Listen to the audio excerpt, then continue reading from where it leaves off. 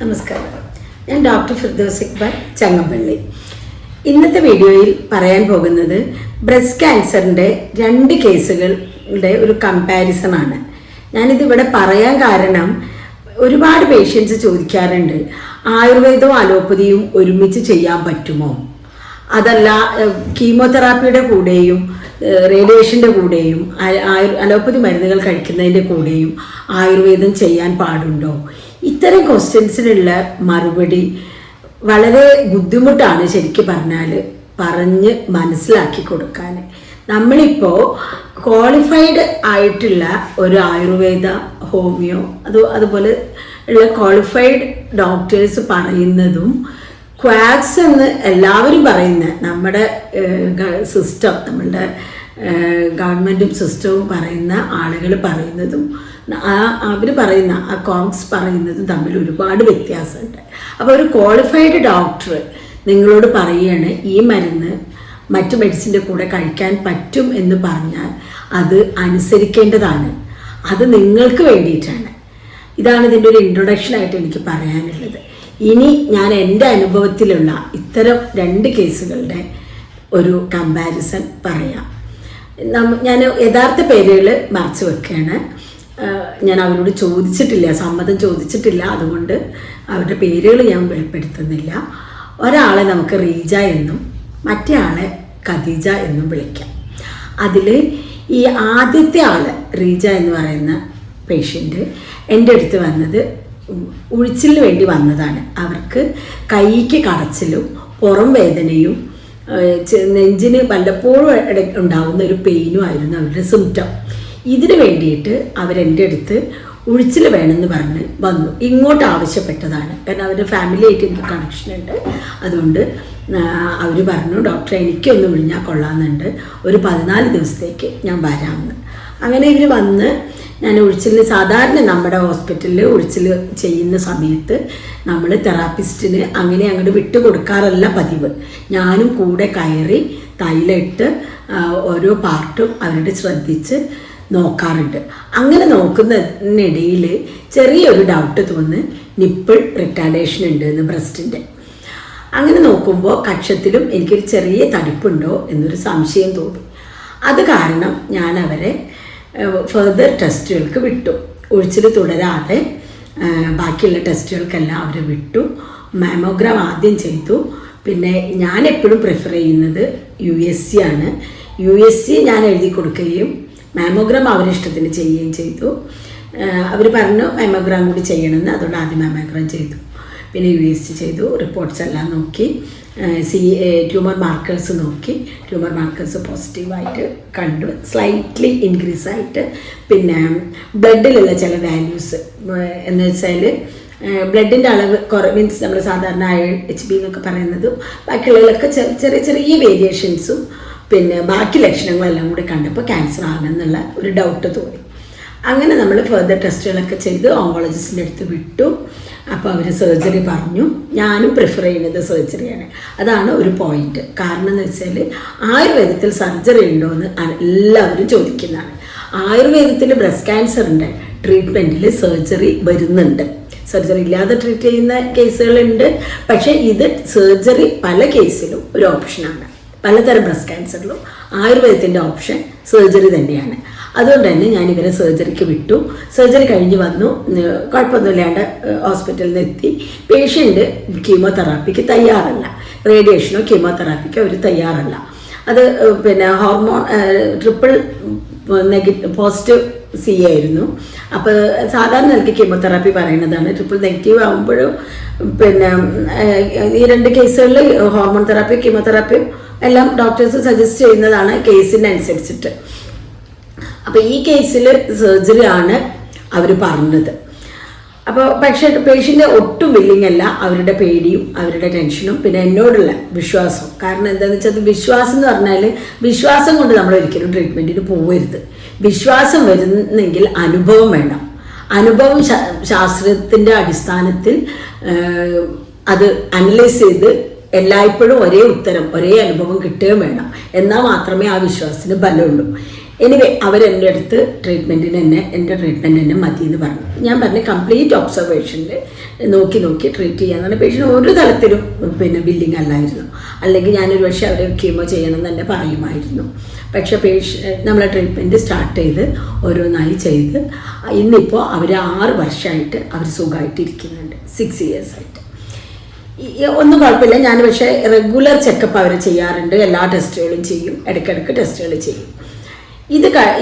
ഈ patient refer ചെയ്തിട്ടാണ് വേറൊരു പേഷ്യൻ്റ് എൻ്റെ അടുത്ത് വരുന്നത്. ഞാൻ നേരത്തെ പറഞ്ഞ ഖദീജ എന്ന് പറഞ്ഞ പേഷ്യൻ്റ്.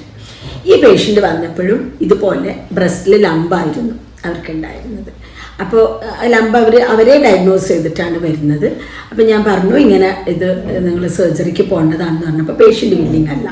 പിന്നെ എൻ്റെ ഒരു സ്വഭാവം വെച്ചിട്ട് നമ്മളൊരു കാരുണ്യത്തോടെയാണ് പേഷ്യൻറ്റിനെ കാണേണ്ടത്. നമ്മൾ ഡോക്ടറാണെന്ന് പറഞ്ഞ് അതിൻ്റെ സയൻറ്റിഫിക് ആസ്പെക്റ്റ് മാത്രം പറഞ്ഞ് അവരെ ഇമോഷൻസ് നമ്മളൊരു ഇമ്പോർട്ടൻസ് കൊടുക്കണം. അതുകൊണ്ട് മാത്രം ഞാനൊരു 7 days അവർക്ക് മെഡിസിൻ കൊടുത്തു. എന്നിട്ട് വീണ്ടും ടെസ്റ്റ് ചെയ്തിട്ട് ഞാൻ പറഞ്ഞു ഇത് നിങ്ങൾക്ക് ഇമ്പ്രൂവ് ആവാൻ സാധ്യത കുറവാണെന്ന് പറഞ്ഞു. എന്നിട്ട് വീണ്ടും എൻ്റെ നിർബന്ധം എന്ന് പറഞ്ഞാൽ അത്രയും നിർബന്ധിച്ചിട്ടാണ് ഞാൻ അവരൊരു ഓങ്കോളജിസ്റ്റിൻ്റെ അടുത്ത് എത്തിച്ചത്. കാരണം അവർ പറയുകയാണ് മറ്റേ പേഷ്യൻറ്റിന് മാറിയതല്ലേ, വേറെയും അനുഭവങ്ങളുണ്ട് നമ്മളടുത്ത് മാറിയതുള്ളത്. അവർ പറയുന്ന ഓരോ അനുഭവങ്ങളും ബിനൈൻ ട്യൂമേഴ്സ് ആയിരുന്നു. അങ്ങനെ ഓരോന്നും ഓരോ ടൈപ്പായിരിക്കും. പക്ഷെ പേഷ്യൻസിന് പലപ്പോഴും ഇതിൻ്റെ ഡീറ്റെയിൽസ് അറിയില്ല. അതിനാണ് നിങ്ങൾ ഉറച്ച് വിശ്വസിക്കുന്ന, നിങ്ങളെ സ്നേഹിക്കുന്ന, നിങ്ങളുടെ ഇമോഷൻസിന് ഇമ്പോർട്ടൻസ് കൊടുക്കുന്ന ഒരു ഡോക്ടറെ കാണേണ്ടത്. ഇവിടെ ഞാൻ ആ ഒരു പണിയാണ് ചെയ്തത്. ഞാൻ അവരോട് ഡോക്ടറെ കാണാൻ പറഞ്ഞു. ഓങ്കൾസിൻ്റെ അടുത്ത് അവർ പോയി. ഞാൻ അവരോട് പറഞ്ഞത് ബ്രസ്റ്റ് കംപ്ലീറ്റ് റിമൂവ് ചെയ്യാനാണ്. എന്തുകൊണ്ടോ ആ ഡോക്ടർ ഇവിടുന്ന് പോയ സമയത്ത് മറ്റേ ഡോക്ടർ ഒരുപാട് അവരെ വഴക്ക് പറഞ്ഞു, നിങ്ങൾ ആയുർവേദത്തിന് പോയിന്ന്. എന്താ ഇതിൽ വഴക്ക് പറയാനുണ്ടായിരുന്നു എനിക്ക് മനസ്സിലായില്ല. എനിക്ക് ആ ഡോക്ടറെ പരിചയമില്ല. എന്തിനു വേണ്ടി പറയുന്നതെന്നോ ഒന്നും എനിക്കറിയില്ല. മേ ബി ഞാനൊരു കോക്കാന്ന് വിചാരിച്ചിട്ടുണ്ടാവാം, അല്ലെങ്കിൽ സയൻറ്റിഫിക് ആസ്പെക്ട്സിനെ പറ്റിയിട്ട് അത്രയും ഒരു മോഡേൺ മെഡിസിൻ പഠിച്ച ഒരാൾക്ക് ആയുർവേദത്തിൽ എന്താ പഠിക്കണമെന്ന് അറിയില്ലല്ലോ, അതുകൊണ്ടായിരിക്കാം. പക്ഷെ അവർ വളരെ മോശമായിട്ട് ഇവരോട് പറഞ്ഞു നിങ്ങൾ ആയുർവേദത്തിൽ പോയിന്ന്. 7 ദിവസമാണ് അവരെൻ്റെ അടുത്ത് വന്നതോ. എൻ്റെ നിർബന്ധത്തിനാണ് ഞാൻ അവരെ ഡോക്ടറെ അടുത്തേക്ക് അയച്ചത്. അങ്ങനെ നിങ്ങളൊരു മനുഷ്യനാണോ എന്നൊക്കെ ചോദിച്ച് അവരുടെ ഹസ്ബൻഡിനെയൊക്കെ വഴക്ക് പറഞ്ഞു എന്നൊക്കെ പറഞ്ഞു. അത് കഴിഞ്ഞ് ഈ ട്രീറ്റ്മെൻറ്റ് ഞാൻ കംപ്ലീറ്റ് റിമൂവ് ചെയ്യാൻ പറഞ്ഞത് ഡോക്ടർ ഉണ്ടെങ്കിൽ അങ്ങനെ കംപ്ലീറ്റ് റിമൂവ് ചെയ്യാനൊന്നും ആവശ്യമില്ല, ലംബ് മാത്രം എടുത്താൽ മതി എന്ന് പറഞ്ഞ് ലംബെക്ടമി ചെയ്തു.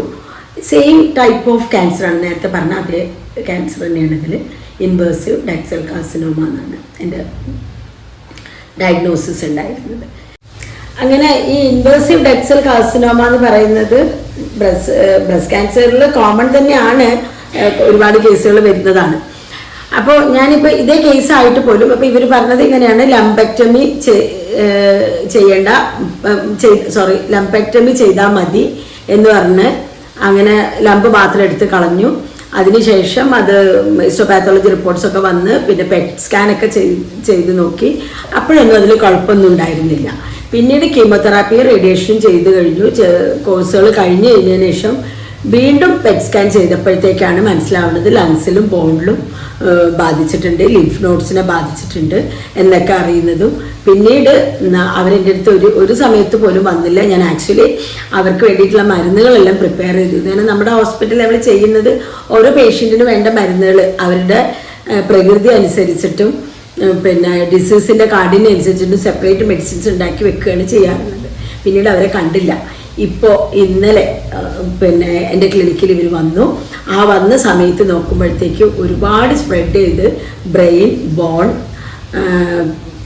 പിന്നെ ലോക്കൽ ലിംഫ് നോഡ്സ് പിന്നെ എല്ലാ ഭാഗത്തേക്കും സ്പ്രെഡ് ചെയ്തിരുന്നു. മറ്റേ ബ്രസ്റ്റിലും ലംബ് പ്രത്യക്ഷപ്പെട്ട് തുടങ്ങി.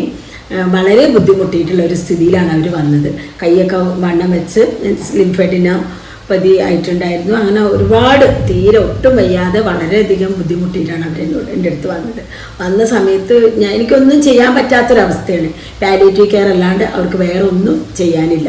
അപ്പോൾ ഇത്തരം കേസുകളിൽ എനിക്ക് പറയാനുള്ളത്, ഇതുപോലെ നമ്മൾ പറയുമ്പോൾ ഒരു ക്യാൻസറിനെ പറ്റിയിട്ടും ക്യാൻസർ ട്രീറ്റ്മെൻറ്റിൽ അറിവും പിന്നെ അതുപോലെ നമ്മൾ എക്സ്പീരിയൻസും സയൻറ്റിഫിക്കായിട്ട് കാര്യങ്ങൾ മനസ്സിലാക്കി പോകുന്ന ഏതൊരു ഡോക്ടറും നിങ്ങളോട് പറഞ്ഞാൽ കോമൺ പീപ്പിൾ പറയുന്നതോ അതല്ലെങ്കിൽ ആയുർവേദം എന്താണെന്നോ ആയുർവേദ ചികിത്സകൾ എന്താണെന്നോ അറിയാത്തവർ പറയുന്നതിലോ നിങ്ങൾ തങ്ങി നിൽക്കരുത്. ഇപ്പോൾ ഇന്നലെ വന്നിട്ട് പേഷ്യൻ്റ് എന്നോട് വീണ്ടും വീണ്ടും ചോദിക്കുകയാണ്, പിന്നെ റീജയ്ക്ക് മാറിയില്ലേ എനിക്ക് മാറില്ലേ എന്ന്. എങ്ങനെ നമ്മൾക്ക് ഉറപ്പ് കൊടുക്കാൻ പറ്റും? അതുകൊണ്ട് ഇത്തരം ഒരുപാട് കേസുകൾ എൻ്റെ മുന്നിൽ ദിനം പ്രതി പോയിക്കൊണ്ടിരിക്കുകയാണ്. ഞാൻ ഈ പറയുന്നതിന് കീമോതെറാപ്പിയോ റേഡിയേഷനോ ചെയ്തു കഴിഞ്ഞാൽ എഫക്റ്റീവ് അല്ല എന്ന് ഒരിക്കലും നിങ്ങൾ കരുതരുത്. ഒരുപാട് കേസുകൾ അങ്ങനെ രക്ഷപ്പെടുന്നതുണ്ട്. പക്ഷെ നമ്മൾ ഇത്രയും കാലത്തെ 25 വർഷത്തെ പ്രാക്ടീസിനിടയിൽ ഒരു പാറ്റേൺ ഉണ്ടാക്കിയിട്ടുണ്ട്. അത് പ്രകാരം നോക്കുമ്പോൾ എൻ്റെ ഒരു കോൺഫിഡൻസിൽ എനിക്ക് ഈ പേഷ്യൻറ്റിന് ഈ കണ്ടീഷനിൽ എത്തിക്കാതെ രക്ഷപ്പെടുത്താൻ കഴിയുമായിരുന്നു എന്ന് തോന്നുന്നു. അത്രയും നമുക്ക് പറയാൻ പറ്റും. പക്ഷേ അവർ വന്നില്ല. ആ വരാതിരുന്നത് കാരണം വലിയ സങ്കടത്തോടെയാണ് ഞാനിത് പറയുന്നത്. ഇപ്പോൾ എനിക്ക് പേഷ്യൻറ്റിന് വേണ്ടിയിട്ട് കൂടുതലൊന്നും ചെയ്യാൻ പറ്റാത്തൊരവസ്ഥയിലാണ്. പെയിനുള്ള മരുന്നുകളും മറ്റു മരുന്നുകളും കൊടുത്തിട്ട് അവർ പോവുകയാണ്. അപ്പോൾ നമ്മളിവിടെ ആരെയാണ് കുറ്റപ്പെടുത്തേണ്ടത്? നിങ്ങളൊന്ന് ആലോചിച്ച് നോക്കൂ. ആത്മാർത്ഥമായിട്ട് അവർക്ക് വേണ്ടത് നമ്മൾ ചെയ്ത് കൊടുക്കാമെന്നും നമ്മൾ ചെയ്യുകയും ചെയ്യുന്ന ഡോക്ടറെ അവിശ്വസിക്കുന്നത് കൊണ്ട് ആർക്കാണ് ഗുണം? ഒന്ന് ചിന്തിച്ചു.